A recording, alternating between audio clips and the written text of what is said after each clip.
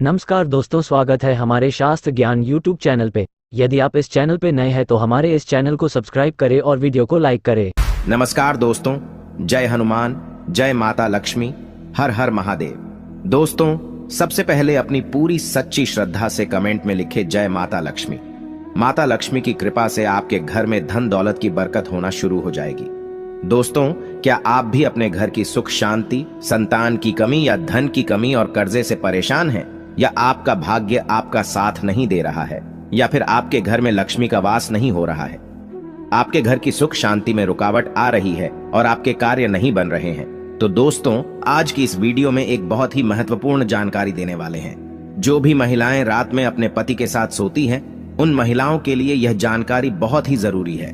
दोस्तों, जो महिलाएं अपने पति से नाराज रहती हैं या अपने पति के साथ नहीं सोती है, तो इस वीडियो को नजरअंदाज बिल्कुल भी मत कीजिएगा। इस वीडियो को आप लोग भी अंत तक जरूर देख लीजिए, क्योंकि यह महत्वपूर्ण वीडियो आप सभी के लिए बहुत ही ज्यादा महत्वपूर्ण है।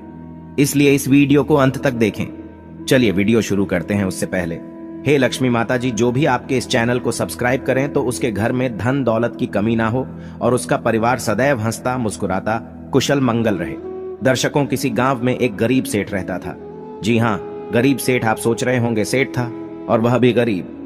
ये दोनों विरोधाभासी शब्द एक साथ कैसे? ये सब भाग्य का खेल है।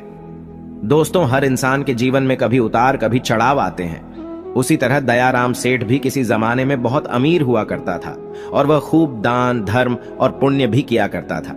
लेकिन समय पलटा और वह धीरे धीरे अपना धन खोता गया और आखिरकार आज इस हालत में पहुंच गया कि लोग उसे गरीब सेठ के नाम से जानने लगे। लेकिन वह कहते हैं ना कि अच्छे कर्मों का फल देर सवेर ही सही, मिलता जरूर है। ऐसा ही कुछ इस गरीब सेठ के साथ भी होने वाला था। जिस गांव में यह सेठ रहा करता था, वहां पर एक बार राजा के लोगों ने ऐलान किया कि जिसने भी अच्छे काम किए हैं, वह अपने अच्छे काम गिनवाकर राजा से उसके बदले में जो भी उसका मन हो राजा से लेकर जाए। इस ऐलान को सेठ की पत्नी ने सुन लिया। सेठ की पत्नी बहुत खुश हो गई, क्योंकि वह जानती थी कि अपने अच्छे दिनों में सेठ ने अनगिनत पुण्य के काम किए हैं। यह बात जब पत्नी ने सेठ को बताई तो सेठ भी खुश हो गया और बोला, अगर ऐसा है तो फिर हमें बहुत बड़ा इनाम मिलना चाहिए, क्योंकि हमारे अच्छे कामों की सूची बहुत बड़ी है। अगले दिन सेठ सुबह सुबह 4 रोटियां बांधकर राजा के महल की तरफ चल पड़ा। सेठ के घर से राजा का महल काफी दूर था। सफर लंबा था। आधे रास्ते में पहुंचने के बाद सेठ काफी थक गया। सेठ एक पेड़ की छांव के नीचे बैठकर आराम करने लगा और वहीं पर अपने साथ लाई रोटियां खाने की सोचने लगा। सेठ खाने की सोच ही रहा था कि तभी वहां पर उसके सामने एक गाय और उसके 2 बछड़े आए। सेठ के हाथों में रोटियां देखकर गाय और उसके बछड़े उसके सामने ही आकर खड़े हो गए और उनके हाव भाव से सेठ ने समझ लिया कि वह भूखी है और सेठ से खाना मांग रही है। अपने अच्छे दिनों में सेठ के पास काफी गाय थी, इसलिए गायों का व्यवहार सेठ अच्छे से जानता था।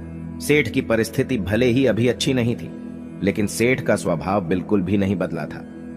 वह पहले से ही परोपकारी था, इसलिए उसको गाय पर दया आ गई और उसने अपने साथ बांध कर लाई। रोटियों में से 2 रोटियां गाय को खिला दी। कुछ ही क्षण में 2 रोटियां खाने के बाद गाय फिर से सेठ की तरफ देखने लगी तो सेठ के मन में विचार आया कि यह गाय ज्यादा भूख ही लगती है। बेचारी को 2 बच्चों को दूध भी पिलाना होता है। इन 2 रोटियों से उसका क्या होगा? सेठ ने उसके पास बची बाकी की 2 रोटियां भी गाय को खिला दी। पास वाले तालाब से सिर्फ पानी पीकर सेठ अपने सफर में आगे बढ़ गया। राजा के दरबार में जब सेठ पहुंचा तो राजा ने पूरे दरबार के सामने सेठ से उसका नाम पूछा और अपने अच्छे कर्मों के बारे में बताने के लिए कहा। सेठ ने राजा को प्रणाम किया और अपने कामों के बारे में बताना शुरू किया। सेठ ने कहा, महाराज, मैंने कई भूखों को खाना खिलाया है, कई मंदिरों में दान दिया है, कई निराश्रित लोगों को आश्रय दिया है, कई तीर्थ स्थानों की यात्रा की है, सैकड़ों साधु संतों की सेवा की है। और ऐसे ही दर्जनों काम बताने के बाद सेठ बोला, महाराज, यह है मेरे कई सारे अच्छे कर्मों में से कुछ अच्छे कर्म। इनके बदले आप जो भी इनाम देना चाहें दे दीजिए। थोड़ी देर सोचने के बाद राजा बोला, अगर तुम्हारे कुछ और अच्छे कर्म है तो वह बताओ, क्योंकि अब तक तुमने जो मुझे बताए हैं उन्हें मैं अच्छे कर्म की श्रेणी में नहीं गिनता। सेठ को राजा की बात सुनकर बड़ा आश्चर्य हुआ।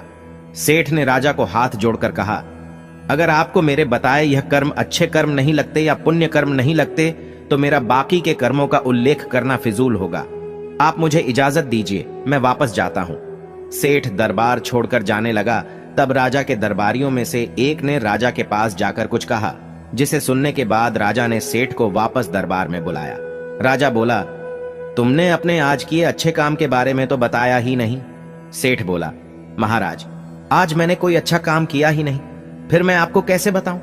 राजा ने उसी दरबारी को खड़े होकर सारी घटना बताने के लिए कहा जिसने राजा को उसके बारे में बताया था।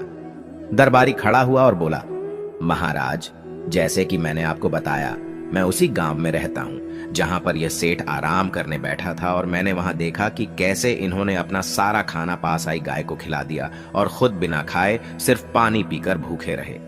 सेठ को पता चला कि राजा किस बारे में बात कर रहा था, तो सेठ ने राजा से कहा, किसी जानवर को खाना खिलाना कौन सा पुण्य का काम है, और इस बात को तो मैंने कब का भुला दिया था। राजा ने सेठ से कहा, मेरे महान गुरुजी के बताए अनुसार मैं भी उन्हीं कामों को पुण्य कर्म मानता हूं जिन्हें करते समय सच में निस्वार्थ भाव से किया जाए, उसी के लिए किया जाए जिसको उसकी जरूरत हो, और सबसे बड़ी बात, उस काम को करने के बाद भुला दिया जाए।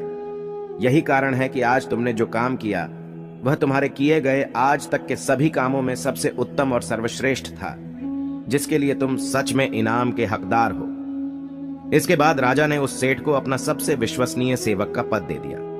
उस राजा के दरबार में बैठने का अब अवसर मिल चुका था। वह बहुत खुश हुआ। वह तुरंत जाकर के अपनी पत्नी से बताया कि भाग्यवान, आज मुझे राजा साहब ने बहुत ही बड़ा इनाम दे दिया। उन्होंने मुझे अपने यहां अपना सबसे करीबी सेवक के रूप में रखने को कहा है। यह सुनकर पत्नी खूब खुश हो गई और कहने लगी हैं, भगवान, तेरा लाख लाख शुक्र है, आज तूने मेरी सुन ही ली। अब सेठ राजा के निजी सेवक के रूप में राजा के साथ रहने लगा। राजा उस पर बहुत ज्यादा भरोसा करता था, क्योंकि उसे पता था कि सेठ बहुत ही ईमानदार आदमी है। वह कभी भी झूठ और बेईमानी नहीं करेगा। दरबार में जब भी कोई मुख्य कार्य होता तो वह कार्य राजा साहब उस सेठ को ही सौंपते, और राजा साहब का कार्य सेठ भी बड़ी ही ईमानदारी के साथ अपनी देखरेख में ही करवाता था। एक दिन राजा अपने महल में बैठा हुआ था, और वहां पर उसका निजी सेवक सेठ भी उन्हीं के साथ बैठा हुआ था। तभी अचानक वहां पर एक सिपाही आता है और राजा से कहता है कि राजा साहब, आपसे कोई साधु मिलना चाहता है। तब राजा ने आदेश दिया कि उसे सम्मानित पूर्वक हमारे पास ले आओ। सिपाही बाहर जाता है और साधु को अपने साथ सम्मान पूर्वक अंदर लेकर आता है। राजा उसे साधु को बड़े सम्मान पूर्वक अपने महल में रखता है और उसे भोजन, पानी आदि करवाता है। इससे साधु राजा साहब से बहुत खुश हो जाते हैं। उसके बाद साधु राजा साहब से कहते हैं कि हे राजन, मैं आपकी सेवा भाव को देखकर बहुत प्रसन्न हुआ, इसलिए मैं आपको एक छोटी सी सीख देना चाहता हूं, जिसे अपने जीवन में जरूर उतार लीजिएगा।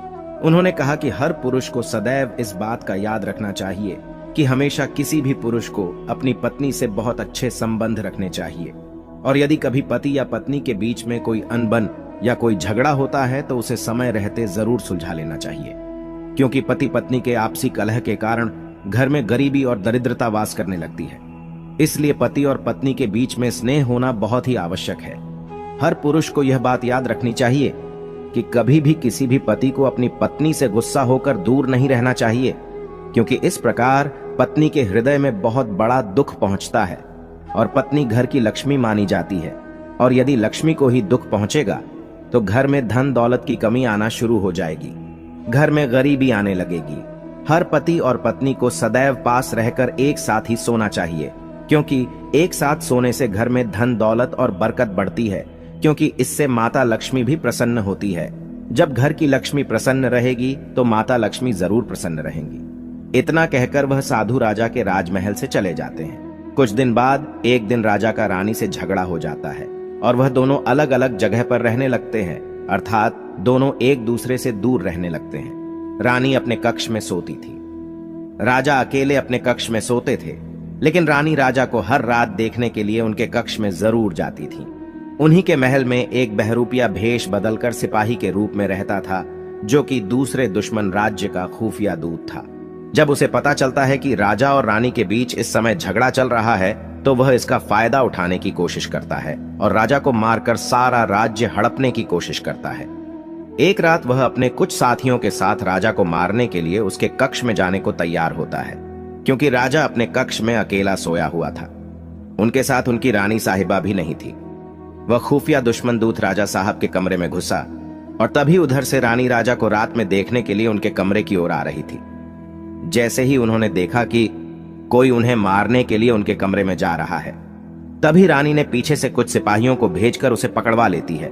सुबह जब राजा को यह सब कारनामा पता चलता है, तब वह रानी का लाख लाख धन्यवाद देता है और उसे उस साधु की बात याद आती है कि उसने कहा था सदैव पति पत्नी को आपस में मिलजुल कर एक साथ रहना चाहिए, क्योंकि इससे घर में धन दौलत की बरकत होती है और सभी का भाग्य अच्छा बना रहता है।